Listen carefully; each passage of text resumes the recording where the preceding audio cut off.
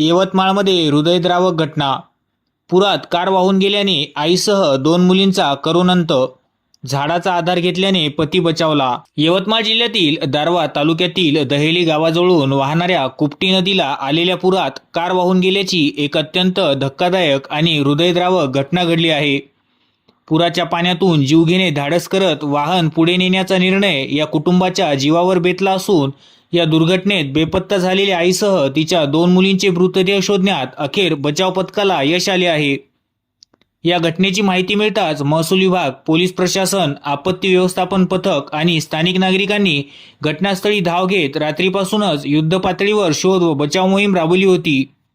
एकाच कुटुंबातील तिघींचा असा दुर्दैवी अंत झाल्याने संपूर्ण परिसरात सध्या मोठी शोककळा पसरली आहे. काल मध्यरात्रीच्या सुमारास लोणी येथील अविनाश खंडारे हे कुटुंबियासह आर्टिका कारने गावी परत असताना त्यांची कार पुराच्या पाण्यात वाहून गेल्याची अत्यंत दुर्दैवी घटना घडली. या थरारक घटनेत अविनाश खंडारे यांनी एका झाडाचा आधार घेतल्याने आणि त्यांच्या हाका ऐकून बचाव पथकाने तातडीने धाव घेतल्यामुळे त्यांचे प्राण वाचले. मात्र त्यांची शिक्षिका असलेली पत्नी माधवी आणि प्राची व साची या दोन्ही मुली पुराच्या पाण्यात वाहून गेल्या. रात्रभर चाललेल्या तब्बल 12 तासांच्या शोध मोहिमेनंतर या तिघींचेही मृतदेह हाती लागले आहेत. दरम्यान दारव्हा ते आर्णी या मार्गावरील सिमेंट रस्त्याचे पुलाजवळील काम अर्धवट अवस्थेत असणे, पुलावरील मोठे खड्डे आणि वाहनचालकांच्या सुरक्षिततेसाठी कोणत्याही सूचना फलकांचा अभाव यामुळेच हा भीषण अपघात झाल्याचा गंभीर आरोप संतप्त ग्रामस्थांनी केला आहे.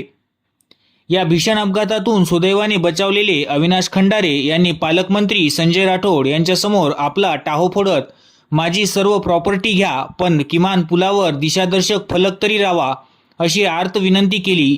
यावर प्रतिक्रिया देताना पालकमंत्री राठोड यांनी ही घटना अत्यंत दुर्दैवी असल्याचे सांगत रस्त्याचे अर्धवट बांधकाम आणि पुलावरील खड्ड्यांकडे संबंधित विभागाचे दुर्लक्ष झाल्याची चूक मान्य केली.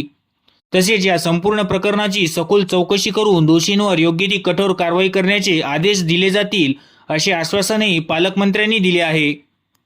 या दुर्घटनेत मृत्युमुखी पडलेल्या माधवी खंडारे या लोणी येथील आश्रमशाळेत मानधन तत्वावर शिक्षिका म्हणून कार्यरत होत्या. एकाच कुटुंबातील तिघांचा असा दुर्दैवी अंत झाल्याने लोणी गावासह संपूर्ण दारव्हा तालुक्यात मोठी शोककळा पसरली आहे. या वाढत्या दुर्घटनांच्या पार्श्वभूमीवर प्रशासनाने नागरिकांना सतर्कतेचा इशारा दिला असून पुराचे पाणी असलेल्या पुलांवरून किंवा रस्त्यांवरून वाहन नेण्याचा जीवघेणा धोका पत्करू नये असे आवाहन केले आहे. पाण्याचा प्रवाह ओसरेपर्यंत नागरिकांनी सुरक्षित ठिकाणीच थांबावे आणि आपत्ती व्यवस्थापन यंत्रणेच्या सूचनांचे काटेकोरपणे पालन करावे असे प्रशासनाकडून सांगण्यात आले आहे.